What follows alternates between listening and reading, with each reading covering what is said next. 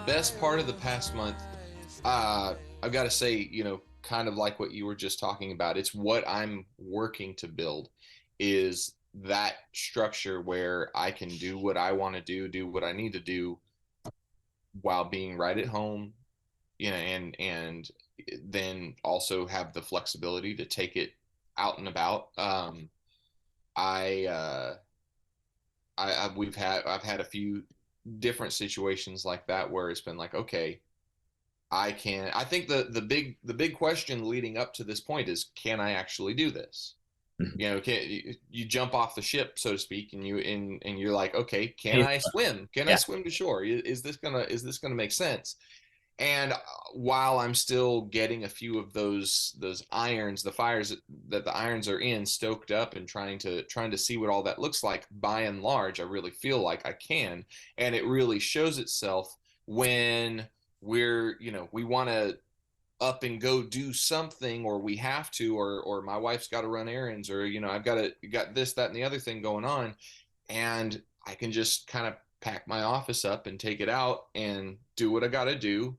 I have the flexibility. I'd say the best part overall with the whole thing is that I have had the opportunity to be just super hands on with both of my kids in a way that is almost brand new, but is showing me that, yeah, as long as I get some of this stuff figured out, I'm going to be able to have play a major part in this new position.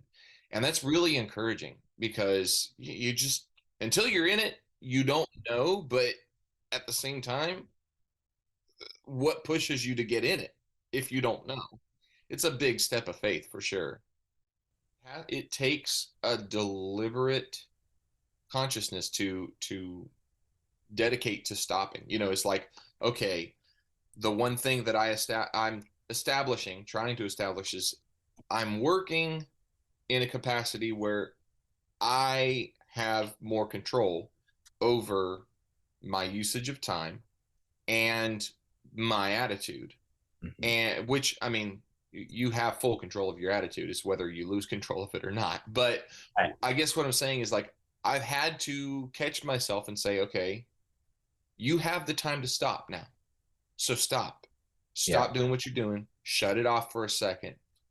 Spend the time appropriately. Yes, he understands that once he gets his whole thought process out, he can he can go about his business and play with his toys and whatever the case is. um, I encourage him and his sister to come. Like, a lot of this, the weather's been beautiful. I just take my computer and go sit out on our deck and work, Yeah. and they can come play in the backyard, come play. And that, when I'm not locked away and completely like tunnel visioned into this one entity, I don't think that they feel the need to grab my attention You're as right. much. It's more natural. I can interact with them while I'm doing what I'm doing, but it's also me deliberately saying, hey, what's going on here is the whole reason why I've made these changes. So let's take advantage of it and stop and deal with it. And it's really made things so much smoother Mhm. and more natural and more comfortable. It's been nice.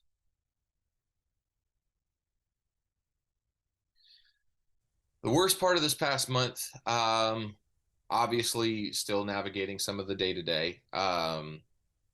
The the rhythm that you find yourself in when you've basically injected yourself newly into a consistent life. That anticipation of, hey, I'm doing all this and I'm going to pack up and I'm going to head out, is something that my wife and I especially have had to dance around for a long time. And sometimes it puts, well, I won't say sometimes, in the past it has put immense amounts of pressure on different aspects of our life, and now it's like I feel the need to have that same pressure, but the need's not there. So adjusting to some of that, and relaxing a little bit more, um but also I think just, hey, it's brand new. I've had a few moments where I've been like, okay, this is different. I didn't realize this was something I I deal with uh, if I'm going to be here consistently. I guess in a way I may not have realized it before. It's like, okay, well, I have my, let's say, 4 days at home, my 3, 4, 5 days at home in these previous weeks when I know I'm going to leave. And that breaking away and doing what I was doing, traveling and whatnot, was almost a reprieve from some of Yeah. the home stuff. Yeah. But that reprieve isn't there, which isn't a bad thing. It's just that anticipation of, okay, well, I'm going to break away and do this is that's not looming. And so I'm like, okay, so I'm going to wake up and do this again tomorrow, you know? Yeah, that's And then I'm going to wake up the that's next day it. and do it again the next day. And Yeah. and so maybe some of that adjustment is just still kind of setting in just a little bit. Yeah. But with as with any kind of change, the best way to handle it is just to embrace it. um because when you fight it or you get discouraged over it, you get despaired over it, it just makes it harder because the change is coming anyway. Yeah. So don't make it any harder. I saw a really cool thing that actually you guys posted a couple days ago here, about making a good teammate. Mhm. And I will say, Stephanie and I, we're coming up, the end of this month is our 12th anniversary. And we've been together forever. I mean, I Right. don't know if I told you that story, but we started dating when I was teenager, 13, 14 years old. And having a teammate that can see the places where you need help or the places where you need assistance with adjusting or whatever the case is, and having a situation where you both are constantly making sure that that scale stays balanced and neither one of you gets completely burned out, is that's a big one. When you're making this big of a change, you have to have things rock solid, like to be able to smoothly execute a change like this. And so I commend her for her patience with me and all of that. I feel like you're like me, and where I hope that many fathers are, especially at this age where, I've got young kids who are absorbing so much and their innocence is showing in so many ways, and they're uh you know purely precious. You can want to pull your hair out sometimes, and then like within seconds Have you be seen like, photos of me when I was younger with long flowing locks? Is that where that joke came from, Skip? Tell the truth here. well, when you see them and it's like they're at each other, doing this, and then like, you snap a finger and they're literally being just the sweetest, most precious things because they're getting all of this out.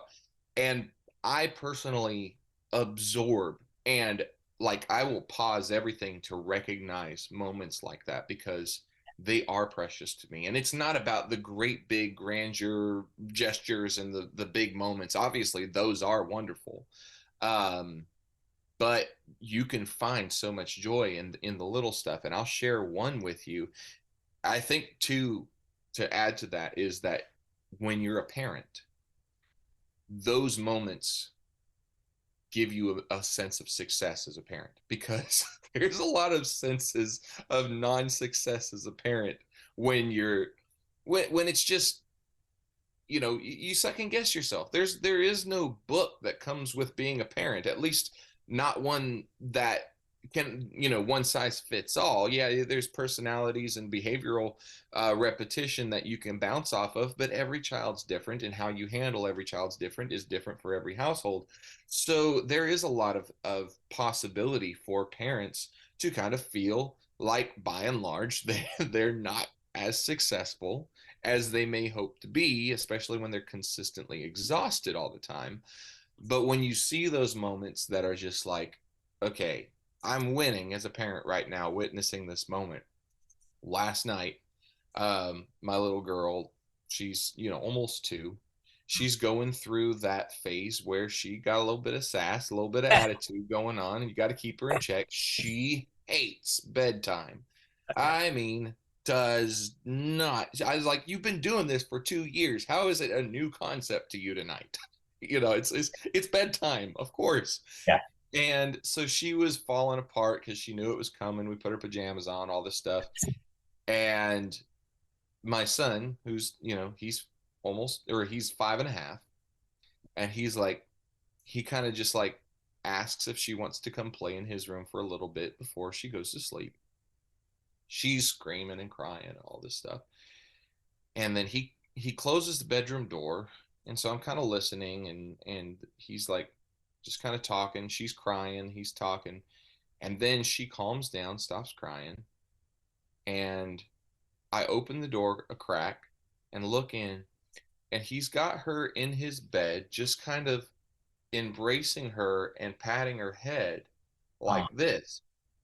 Didn't ask, didn't, and here again, they're brother and sister, so they do a lot of knocking heads throughout the day. But then you witness that, and it's like, okay, wow, this is really strong stuff when you see your son just stop and he's like, I'm gonna help mom and dad out right now. I'm gonna try to get her calmed down, try to get her to sleep. I'm gonna let her know I love her, and I'm just this. And he's a sweetheart anyway, but uh it does two things. One, it really does make you feel like you've okay, I've set some kind of good example here, you exactly. know.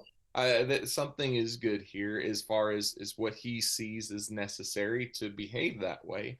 But it's just the fact for me that on a Sunday night when typically I could be halfway across the country, Mm. I actually had the chance to experience that. I didn't have to hear about it over the phone after it happened, or whatever the case was. So winning lead dad moment would be, hey, I got to witness this behavior in my son that, who knows, as young as he is, but as fast as things go, how long he'll retain this precious innocence. I pray that it lasts forever. But I got to be a part of it, and so yeah, definitely saw the win in that. Yeah. And it's so perfect because that being there is so key, because you can't predict that moment. You can't like get lucky and just happen to be there. You need to sort of, be there often and a lot to have that, that moment that is memorable because that stuff just happens. And Right. you, and you have to be at the right place at the right time, and uh, be ready to stop and acknowledge it too, I think, is the thing. I'm the type of person, and have been since we started a family. I know I've had a lot of running off and doing this, and I've been traveling a lot since our son was born, back in 2017. um but my parents and my wife's parents all were both of the mindset of, hey, if we're going to do something, we're going to do it as a family. you know um I could think, my parents probably went on, and I know it's harder when you have younger kids, but my parents would go on a few special, um like holidays or special occasion, anniversary date or something like that. But for the most part, if we had some kind of occasion or we went out and did something, we did it as a family because that's the way we were. And I love that, even with everything that's happened prior to now, that's always been kind of the mentality. We go to the store, we're going to go to the store as a family. We go out to eat, we're going to go to eat as a family. And Stephanie and I make time for each other too. I'm not saying we push all that back, but it's the idea that it doesn't need to be, okay, well, there's them, and then there's me, and then there's my spouse, and then it's like just all over the place. It's family is a big piece. And I see, even in this first month, the the ability for that to be even bigger than it has been in the past, which is something that fills my heart for sure, and a part of the main objective of this whole mission.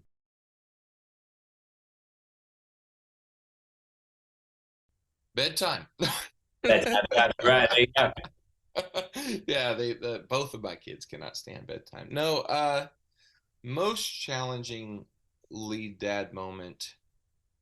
Um, I have to really work to keep my patience in check in certain circumstances, and I am one who, and I'm still adjusting to the idea that things aren't so pressurized. But I put a lot of pressure on myself, and therefore I'm ready for everything to happen right now, and everything's got to be this, that, and the other thing. And it's kind of my mentality to full speed ahead, charge forward, and kind of the whole thing and the realization that you mentioned earlier when I was with the band and trying to run the business was that that was actually making life for the people I loved kind of miserable around me. Um, and so, kind of remembering as a lead dad that in order for them to come to you the way that they should be able to come to you, you have to be approachable. You have to let them know, and you have to put in the effort because they don't understand that you are the person they can come to. Otherwise, they're going to spin out of control. And I mean, not that they can't come to their mom, but I'm just saying in the perspective that I want to have equal ground there for them to feel they have just as much an ability to approach me about something. And Yeah. there was something that my son was working on in school, that and he's an insanely intelligent child. I'm very, and I don't say that as one of these. I don't say that as a parent.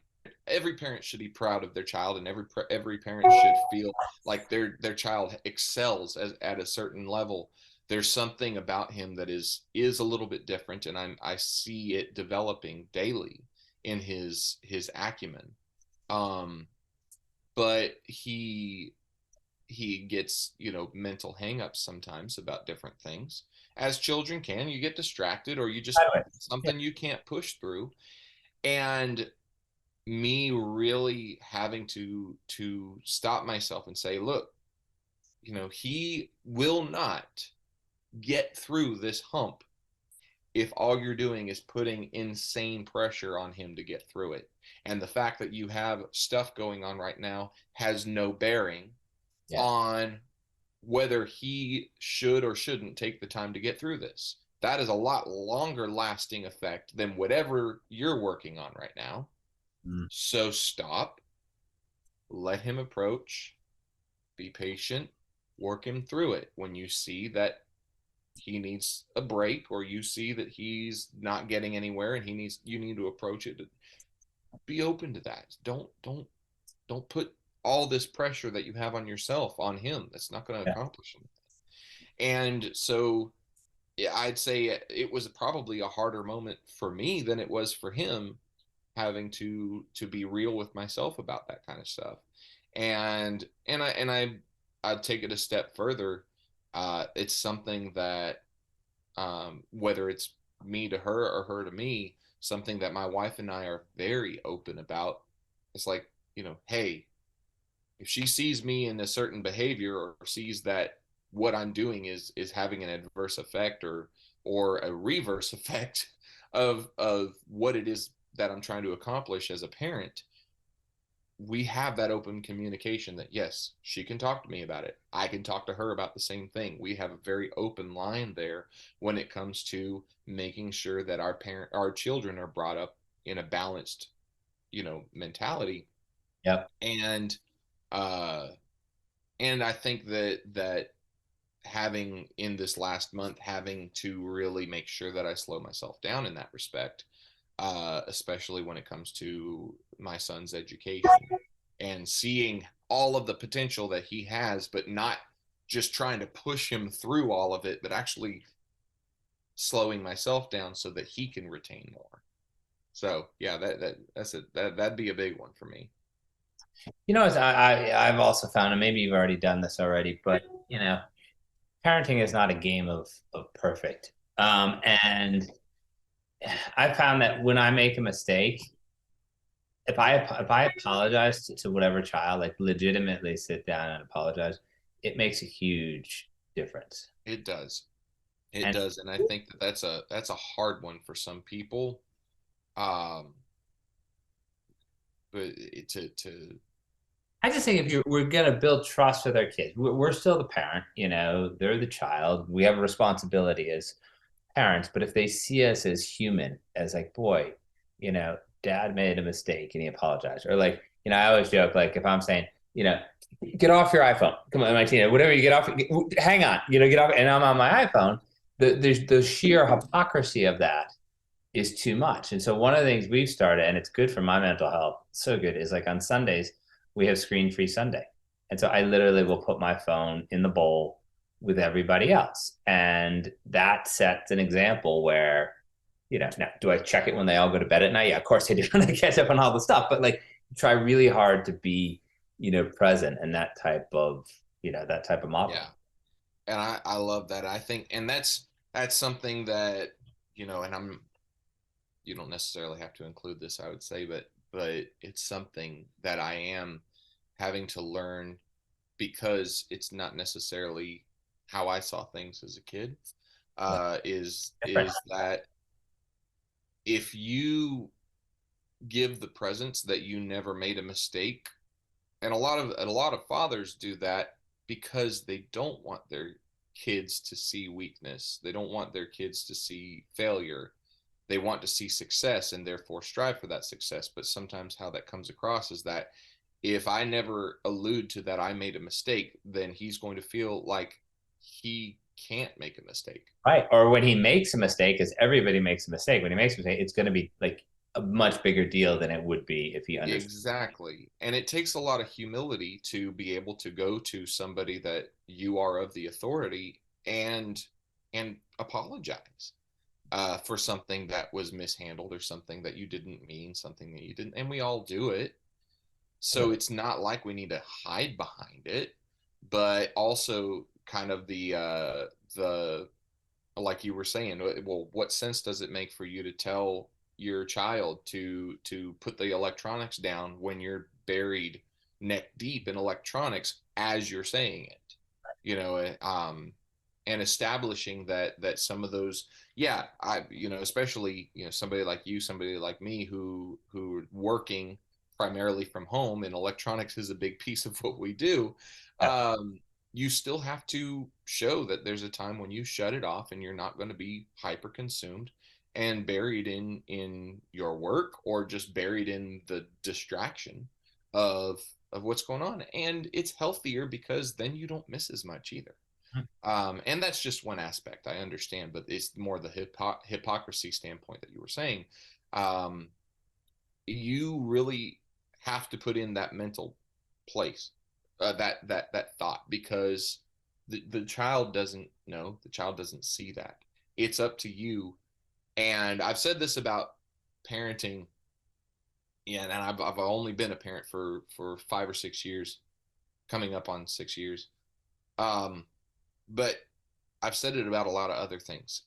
If you're doing it right, it's probably going to be exhausting. But that's because you are putting in the thought in the areas that it's dependent on you to put in the thought. You're putting in the energy and the time in a lot of areas that are going to be exhausting. But what you're setting up is a foundation for things to not be exhausting as you continue.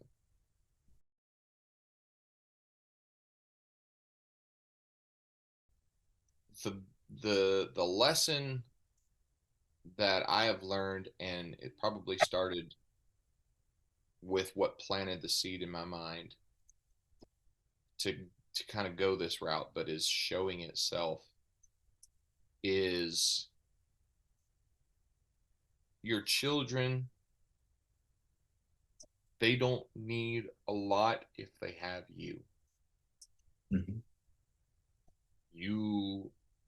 You can provide what you can provide, and every parent worth their salt strives to provide bigger and better all the time for their family. But it starts with how much of you they have. Mhm.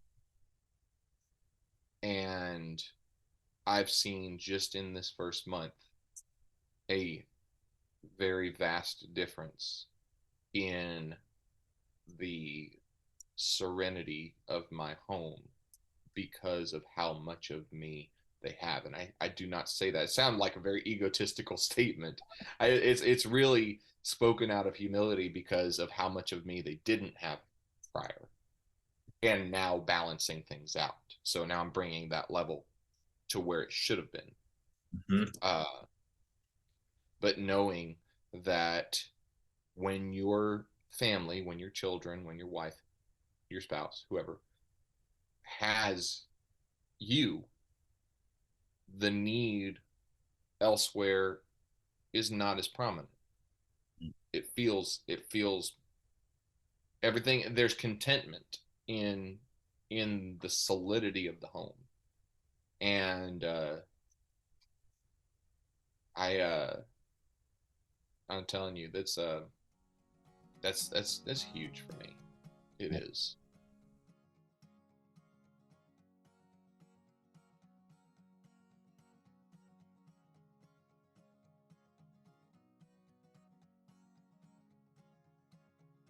Thank you for listening to the Company of Dads podcast. I also want to thank the people who make this podcast and everything else that we do at the Company of Dads possible. Helder Mira, who is our audio producer. Lindsay Decker, who handles all of our social media. Terry Brennan, who's helping us with the newsletter and audience acquisition.